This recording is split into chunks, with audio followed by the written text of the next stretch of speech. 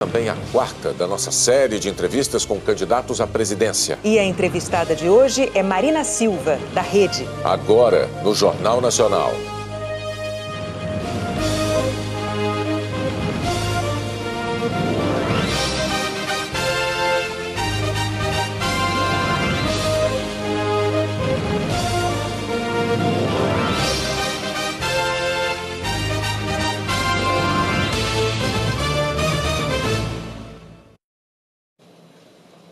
E aqui estamos para receber a candidata da Rede, Marina Silva. Por favor, nossa candidata. Quarta entrevistada. Seja muito bem-vinda. Boa noite. Boa noite.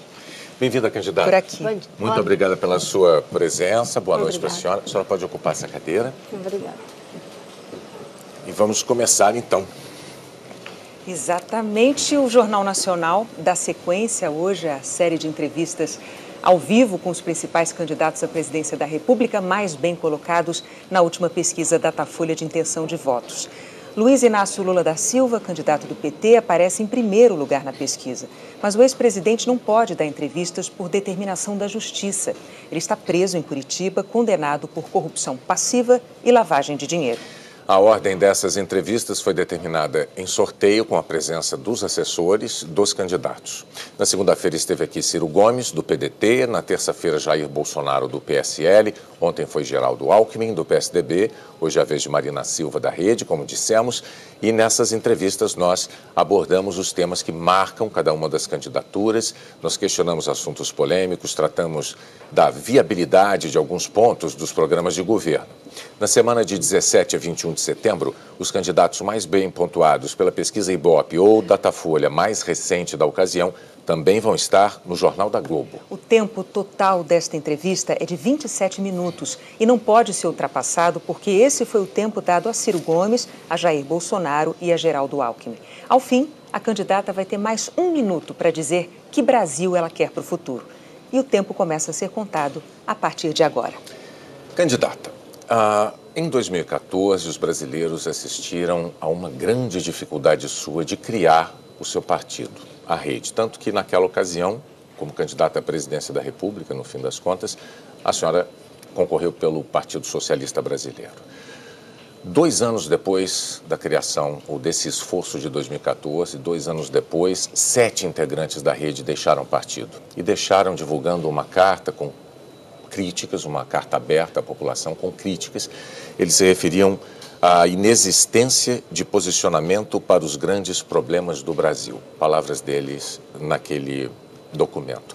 E neste ano que estamos agora, a Rede tem dificuldades também. A Rede tinha 4 parlamentares, 2 parlamentares foram embora, está reduzida à metade a bancada do partido. A questão é, como é que a senhora pretende convencer os eleitores de que tem as qualidades de uma líder?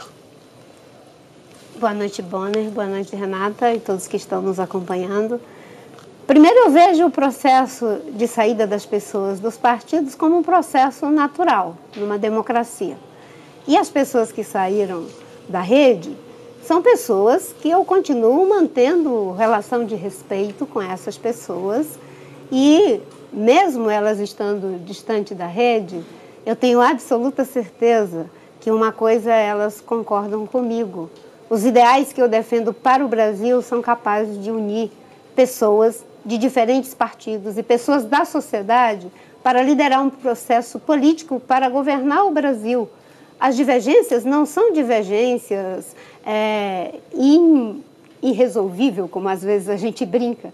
São visões de mundo. Por exemplo, naquela oportunidade, existia um grupo que achava que não se deveria votar favorável ao impeachment. Sim. Eu firmei o convencimento de que o impeachment era legal e, em função disso, criou-se uma divergência dentro da Rede. Mas eu mantenho excelentes relações com essas pessoas e tenho por elas admiração. Mas a propósito disso, primeiro, o partido perdeu 7 integrantes, na verdade, no ano seguinte ao momento em que a senhora conseguiu finalmente criá-lo, porque isso foi em 2015, veio a criação, no ano seguinte eles saíram. Chama atenção, porque era um partido muito novo, e saírem 7 com uma crítica pesada como essa, que eu reproduzi aqui, por isso a pergunta. E com relação ao impeachment, o que se deu naquela ocasião foi que a senhora apoiou o impeachment, embora o partido já houvesse dito que não havia motivo suficiente para a abertura do processo. Mas na hora de votar, também na hora da votação, os integrantes do seu partido se dividiram. Eram 4, 2 votaram a favor, 2 votaram contra. Mais uma vez, eu insisto nessa pergunta. Isso não pode dar aos eleitores uma impressão de que falta à líder do partido e, portanto, agora candidata à presidência da República, liderança, autoridade? Ser líder não é ser o dono do partido, Bonner. O líder de um partido, ele é aquele que é capaz de dialogar com os diferentes. E naquela oportunidade do debate do impeachment, 60% da direção da rede foi favorável ao impeachment. E 2 deputados tiveram uma posição contrária. Mas quando eles entraram na rede, eles já haviam dito, se tiver uma votação em relação ao impeachment, nós não temos como votar favoravelmente. Isso tinha a compreensão de que seria assim.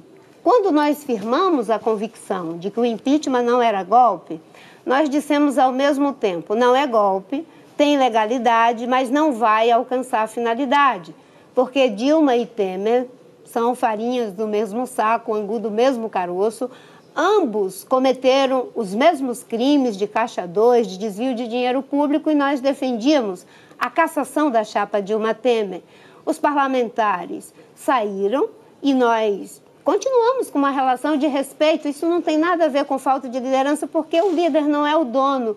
E hoje no Brasil esse conceito de que o partido tem um dono, que regimenta as pessoas, que dá ordem unida, isso é uma visão completamente inadequada de política.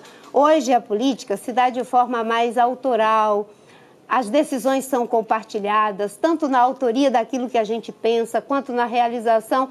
E, diferentemente dos partidos tradicionais, a rede tem uma vantagem. Geralmente, nos partidos da esquerda mais tradicional, quem sai do partido vira um inimigo. Nós não. Nós continuamos mantendo relação e eu tenho certeza, pode ter certeza. Mas essas saídas, candidata, me permita só observar, as saídas fragilizaram no âmbito parlamentar a rede. Ela perdeu E ainda sobre a questão da liderança, né? A gente fala, poxa, não conseguiu liderar nesse tema dentro do partido, como liderar no país, né? Mas veja bem, nós vamos governar um país dialogando inclusive com essas pessoas que saíram. Eu posso te dizer, eu duvido que se eu ganhar a presidência da República Federativa do Brasil, essas pessoas vão sabotar o meu governo. Eu duvido que uma pessoa como o Suplicy vai sabotar o meu governo. Liderar não é ter todo mundo embaixo do mesmo guarda-chuva. Mas como a senhora pode garantir isso? Olha, ninguém nunca experimentou isso. Aliás, alguém experimentou. O Itamar Franco. O Itamar Franco, quando assumiu a presidência da República, numa situação parecida com essa, ele não tinha uma base. E ele conseguiu juntar pessoas de diferentes partidos e governar e fazer uma transição. Eu vou ser um governo de transição. Então, ainda Durante 4 anos, eu vou governar esse país para que a gente possa combater a corrupção, fazer ele voltar a crescer e ser um país justo e bom para todas as pessoas viverem. Justamente sobre essa questão da governabilidade é preciso, fundamental, ter liderança. Ainda então, na questão da liderança, uma crítica frequente dos seus adversários é sobre a sua postura diante de temas polêmicos, mas importantes para o país, como, por exemplo, a reforma da Previdência. Quando a senhora é questionada sobre esses temas, a senhora sempre defende a necessidade de um debate, mas não apresenta uma proposta concreta. Eu me lembro, na sabatina da Globo News, tem umas 3 semanas, a senhora, diante dessas questões, sempre respondia, chegou até a responder numa sequência de 3 vezes, é preciso debater, tem que se debater. Como candidata à presidência da República, por que não assumir posturas? Mas eu assumo a postura. Posições? Sim. Se existe uma pessoa que assume posições, essa pessoa sou eu. Eu defendo a reforma da Previdência e tenho as diretrizes para essa reforma. Quais são as diretrizes? Que a gente possa encarar o problema da idade mínima, que a gente possa transitar... Mas o seu programa de governo, justamente a questão da idade mínima, ela é posta de uma forma muito vaga. Não existem detalhes importantes, por exemplo, como a idade mínima, a nova idade mínima para aposentadoria. Não é importante isso para os brasileiros saberem, por exemplo? É importante a gente dizer que vai debater a idade mínima. Mas tem gente que se incomoda com a ideia de debater porque a gente se acostumou com os pacotes. A gente vem da cultura do pacote, um em cima do outro, do povo brasileiro. Quando alguém diz que vai debater, vai dialogar, parece estranho. Mas numa democracia, isso é o normal. Mas esses 8 anos não foram suficientes para a senhora amadurecer posições tão importantes quanto essas? Sim, amadurecemos. Nós temos uma proposta, vamos encarar o problema da idade mínima. A gente está tendo pessoas que estão conseguindo viver muito mais. Isso é um debate que está acontecendo no mundo inteiro. E eu vou mais além. No problema da idade mínima, nós vamos manter a diferença entre homens e mulheres. A Universidade Federal de Minas Gerais fez um estudo de que 80% das atividades domésticas são feitas por mulheres. Enquanto a gente tiver uma cultura em que as mulheres têm sobrecarga, elas têm o direito de se aposentar mais cedo. Mas isso nós vamos enfrentar. Desde 2010 que eu defendo, 2010, quando ninguém debatia isso, que a gente tinha que transitar para um regime de capitalização e contribuições. Agora, nós sabemos que com o problema do déficit público, essa transição tem que ser bem construída, mas devemos ir para um regime de capitalização e combater os privilégios. A Previdência não pode permitir que no Executivo você tenha aposentadorias, que são muito altas, no Legislativo você tem aposentadorias muito altas, no Poder Judiciário, comparada à iniciativa privada, que é em torno de R$ 1.500. Isso são diretrizes gerais. Agora, o governo Temer, sem debater, discutindo apenas com um lado, disse que ia fazer a reforma e não fez. Mas sobre essa questão já foi bastante debatido. Será Sim, mas é um problema muito complexo. Não se pode achar que algo que mexe com a vida de tantas pessoas pode ser feito assim a toque de caixa. Numa democracia, a gente tem que se dispor a dialogar com o empresário, dialogar com trabalhadores, com os especialistas. E quando a gente entende do processo político, a gente sabe que resultado é tão importante quanto o processo. Agora, é verdade, mas isso não significa a reforma que foi seja... inviabilizada, você Sim. sabe por quê? Foi inviabilizada porque o governo esqueceu o processo na reforma trabalhista. Se ele tivesse atendido todas as questões que eram colocadas na reforma trabalhista, talvez hoje nós não tivéssemos a situação de ambiguidade. Agora, candidata, a respeito de reforma previdenciária e idade mínima, ficou claro aqui, os eleitores só vão saber das idades mínimas que a senhora pretende propor depois de a senhora eleita. Mas eu queria mudar. Tem um compromisso de debater. Isso eles não precisam se preocupar. Novamente, debater. Deixa eu só voltar. Deixa eu avançar. Mas, candidata, porque eu queria avançar na entrevista. Preste atenção, vamos lá. Olha só. A gente vai deixar de abordar outros temas importantes para a senhora e para os eleitores. Mas veja bem, você acabou de dizer que os meus eleitores... Não, eu expliquei, mas você parece que continua com dúvidas. E eu quero dizer, não tenho dúvida, a Dilma e o Temer não apresentaram nada. Não tem legitimidade, não tem credibilidade, jogaram um pacote na cabeça do povo brasileiro, discutindo só com os empresários. Eu estou dizendo... Então. Quem votar em mim sabe que eu vou ouvir especialistas, vou ouvir empresários e trabalhadores para a gente poder fazer algo que é importante de resolver, a reforma da Previdência. Eu queria falar agora de outro assunto. A gente vai entrar agora na seara da corrupção. Na eleição passada, a senhora obteve 22 milhões de votos e aí, no segundo turno, a senhora declarou apoio ao candidato do PSDB, Aécio Neves, que se tornou, depois daquilo, réu por corrupção passiva e por obstrução de justiça. O que é que a senhora tem a dizer aos eleitores que votaram em Aécio Neves por causa da sua recomendação? Hoje, com as informações que vieram pela Lava Jato, não teria declarado meu voto ao Aécio. E acho que muitos que votaram no Aécio... Mas havia o aeroporto de Cláudio, candidata. Durante a eleição, isso foi debatido, o aeroporto de Cláudio era um problema da campanha de Aécio Neves. Antes da senhora declarar o apoio. Mas veja bem, nas eleições de 2014, acho que a maioria das pessoas conscientes acabaram votando em alguém. Nós mesmo aqui, cada um de nós votou em alguém. Mesmo com tudo que tinha, alguém escolheu um candidato de segundo turno. Mas eu tenho certeza que muitos de nós aqui não teria votado se tivesse as informações da Lava Jato. Não era Lava Jato, mas havia, como eu disse, o aeroporto. Deixa eu dizer, nessa mesma eleição... todo mundo votou, Bonner. Nessa mesma... Votou. Eu hoje não Aécio votaria. Neves perdeu a eleição. Não votaria nem Aécio, nem Dilma. A Lava Jato mostrou que todos eles praticaram crime de caixa 2. Aí chegamos à próxima questão. Porque nessa mesma eleição, a senhora era candidata a vice de Eduardo Campos e se tornou a candidata à presidência após a morte dele. No ano passado, Eduardo Campos foi citado em delações da Odebrecht, em delações da JBS, por ter recebido propina em campanha. A senhora não desconfiou de que havia dinheiro demais na campanha do Partido Socialista Brasileiro. Se eleita, a senhora vai ter que formar um governo. Os eleitores gostariam de saber se a senhora, nesse período, desenvolveu mecanismos mais eficientes de avaliação das pessoas com quem a senhora pretende se aliar.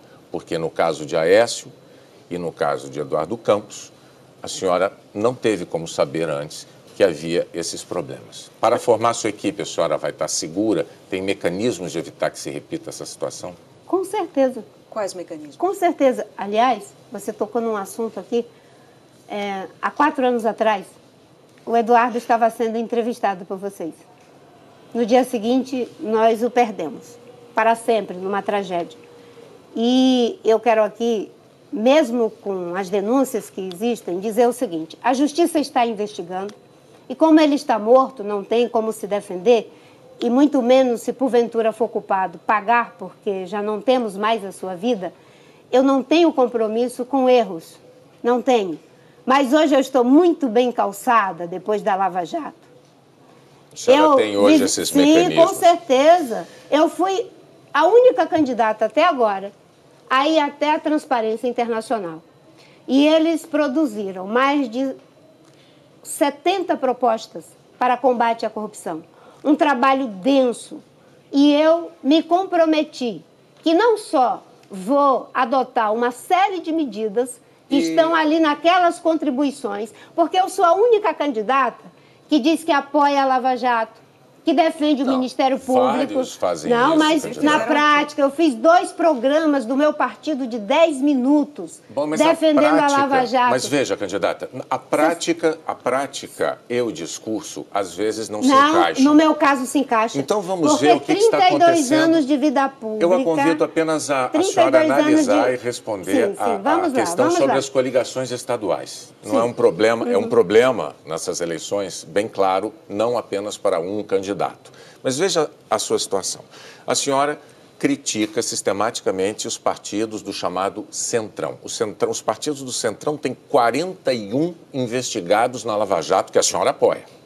E esses partidos do Centrão têm essa fama de praticar o famoso, né, toma lá, dá cá. É mais do que isso. É corrupção braba mesmo. Mas eles têm corrupção braba, chame como a senhora preferir. A senhora reforça essas críticas. A senhora também chegou a dizer que naquele ano de 2014, na última eleição, o PT e o PSDB não estavam disputando a presidência da República, eles estavam disputando a presidência de uma organização criminosa. É uma declaração forte essa, né? Pois bem, nesta eleição agora, o seu partido, a Rede, ele tem coligações, ele participa de coligações com o PT em alguns estados, com o PSDB em alguns estados e com partidos do Centrão em outros tantos estados. E aí eu vou levar a pergunta. Diante destas coligações, o eleitor não pode achar que aquelas críticas fortes que a senhora fez eram insinceras e até oportunistas? Não, porque o que atesta a minha vida e o meu compromisso são mais de 30 anos de vida pública. Deputada, senadora, ministra, sem nenhum envolvimento em casos de corrupção.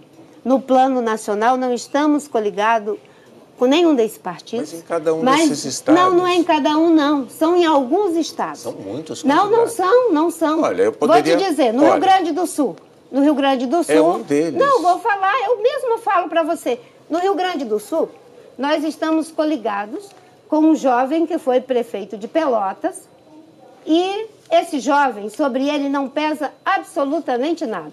Eu sou inteiramente coerente. O que é o que eu tenho dito? Eu tenho aqui uma lista, candidata. Se a senhora quiser, eu posso dar essa lista rapidamente. Vamos lá, vamos lá.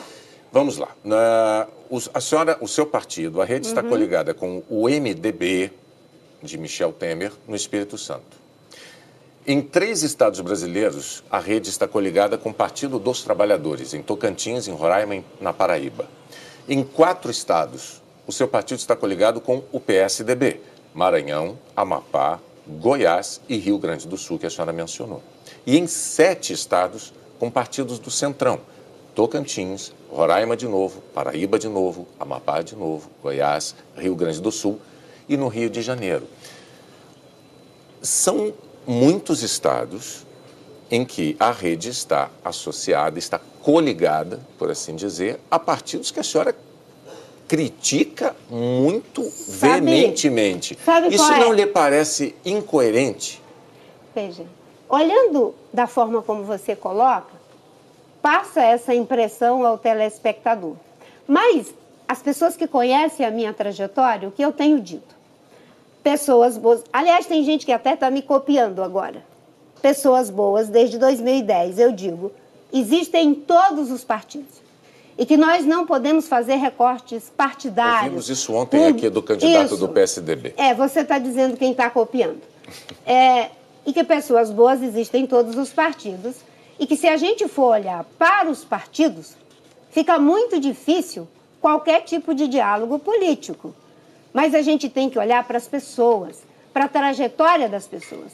Pegando o caso do jovem candidato ao governo do estado do Rio Grande do Sul. Mas não vamos particularizar, candidato. Mas eu não vou desabonar o jovem. Não é eu isso. Estou dizendo que ele é uma pessoa de bem.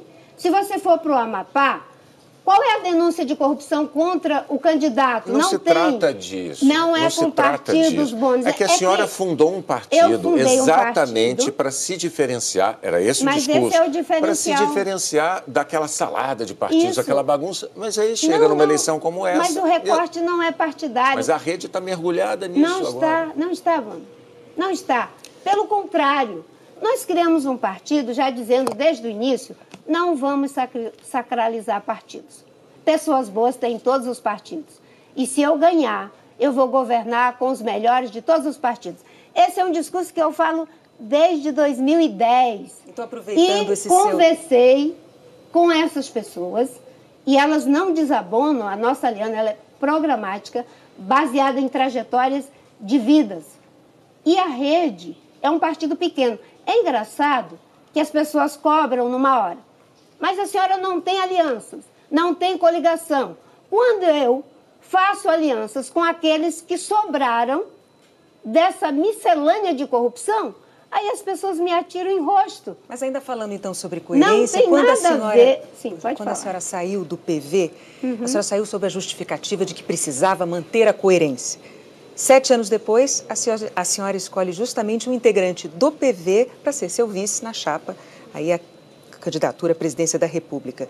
O Partido Verde de hoje é o mesmo de 2011, até o presidente do partido, inclusive, é o mesmo. A senhora desistiu da coerência?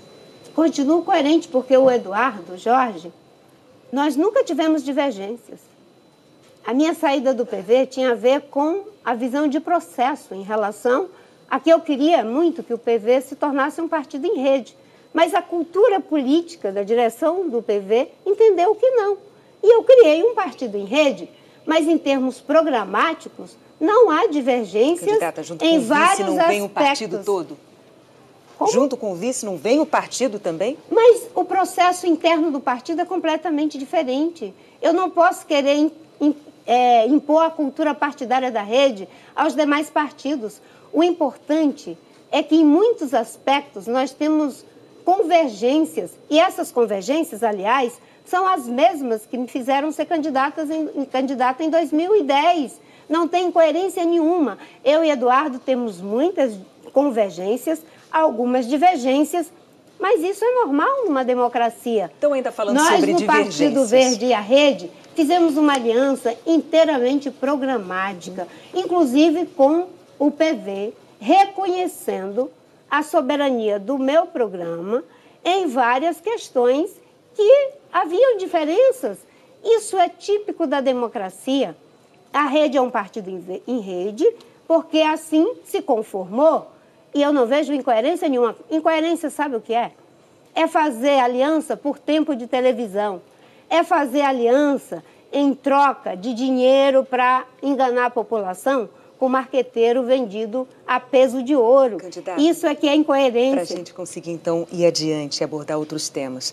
A bancada ruralista tem crescido no Congresso, inclusive cientistas políticos têm dito que ano que vem ela vai ser ainda maior. Como é que a senhora acha que seria possível conquistar votos desses parlamentares para o seu programa ambiental? Discutindo com eles em termos programáticos. Mas a bancada ruralista não são poucos os que temem, os que acreditam que o seu programa prejudica o agronegócio, que é tão importante para a economia do país. É que tem muita gente que trata o agronegócio como se ele fosse homogêneo. E não é. Hoje tem muita gente que já está fazendo o dever de casa. Tem muita gente que quer fazer. Eu tive ontem lá no encontro da Confederação Nacional da Agricultura e fui muito bem recebida pelas minhas teses, pelas minhas ideias de uma agricultura de baixo carbono, de financiar cada vez mais a agricultura ABC, que introduz novas tecnologias para evitar... Sobre essas críticas que existem em um número grande de parlamentares dentro da bancada ruralista, que é um fato, né? Inclusive ainda deve ser ainda maior no Congresso ano que vem. O que a senhora tem a dizer sobre isso? Eu fui ministra do Meio Ambiente e dialogava com todos os partidos e com todas as bancadas. Mas havia críticas à lentidão de licenciamento ambiental nessa sua gestão. Não é verdade. Candidata, a senhora foi advertida, inclusive, pelo então presidente Lula. A senhora foi admoestada. Advertida? Admoestada? É. Bem, isso faz parte da lenda e do processo de desconstrução. Eu, quando entrei no Ministério do Meio Ambiente, tinha mais de 40 hidrelétricas que não tinham licenças. Aquilo que foi competência do IBAMA, nós limpamos a pauta. E o que não dava para fazer, nós dissemos claramente aos empreendedores. Não dá para fazer, como foi o caso de Tijuco Alto. Você quer saber de uma coisa? As licenças mais difíceis foram na minha gestão. A senhora não tem autocrítica? A sua, eu digo especificamente a sua gestão nesse período do governo Lula. Porque se a senhora disser... Não, eu fiz o que era para ser feito, é um recado que a senhora está dando para parte do eleitorado de dizer o seguinte, olha, aquelas pessoas que querem que o licenciamento ambiental seja feito para proteger o meio ambiente, mas que seja feito com mais celeridade para respeitar também a urgência da necessidade de geração de empregos com esses investimentos, essas obras todas. Mas isso foi feito, Bonner. Isso foi feito. A senhora ficou... é o recado que a senhora dá. A senhora ficou satisfeita com aquele ritmo que a senhora imprimiu ao licenciamento ambiental. Mas é que as pessoas ficam falando de algo que não é o seu caso, é claro, que elas não conhecem. A hidrelétrica de Santo Antônio Geral foi dada durante a minha gestão. Um dos licenciamentos mais difíceis. Agora vamos a outro mais difícil ainda, que estavam tentando licenciar desde o Império. A transposição do Rio São Francisco. A BR-163. Você sabe por que foi feito? Porque tinha capacidade técnica. Uma equipe que tinha condições de passar para a opinião pública a certeza de que aquilo não estava sendo feito por encomenda. Eu fui ministra durante 5 anos e meio e nunca ninguém me fez pressão para que eu desse uma licença que não tivesse base técnica. Tudo que nós fizemos foi de acordo com a lei. Agora, se você me disser, Marina, você acha que você tinha a estrutura adequada? Eu vou te dizer que não. E por que não tínhamos? Porque, infelizmente, há uma visão de que investir na diretoria de licenciamento, investir na diretoria de combate a crimes ambientais, isso é algo que eles encaram como custeio, e não é. Eu vou ser presidente do Brasil e vou mostrar que é possível integrar meio ambiente e ecologia, criar um novo ciclo de prosperidade. Eu vou aproveitar, deixa então, para pedir a senhora, porque o seu tempo acabou, como nós explicamos desde segunda-feira, o tempo de 27 minutos é o tempo do entrevistado até ele ganhar esse minuto final para mandar a sua mensagem para os eleitores dizendo qual é o Brasil que a senhora quer para o futuro. O Brasil que eu quero para o futuro é um Brasil onde nenhuma pessoa tenha que passar pela humilhação de não ter o trabalho para sustentar a sua família. Eu sou mulher, sou negra, mãe de 4 filhos, fui seringueira, empregada doméstica, me alfabetizei aos 16 anos. E eu sei que muita gente acha que pessoas com a minha origem não têm capacidade para ser presidente da República. Eu estou aqui trazendo mais que um discurso. Eu trago uma trajetória, o compromisso de construir um país que seja justo e bom para todos, para empresários, para trabalhadores, para a classe média, para jovens, para mulheres. Muitas vezes as pessoas me admiram como uma exceção, mas eu não quero um país de exceção, eu quero um país de regras. Eu serei presidente da República com o seu voto para que esse país seja economicamente próspero, socialmente justo e ambientalmente sustentável. Candidata, muito obrigado pela sua presença, pelos seus esclarecimentos aos telespectadores do Jornal Nacional. Muito obrigada. A seguir,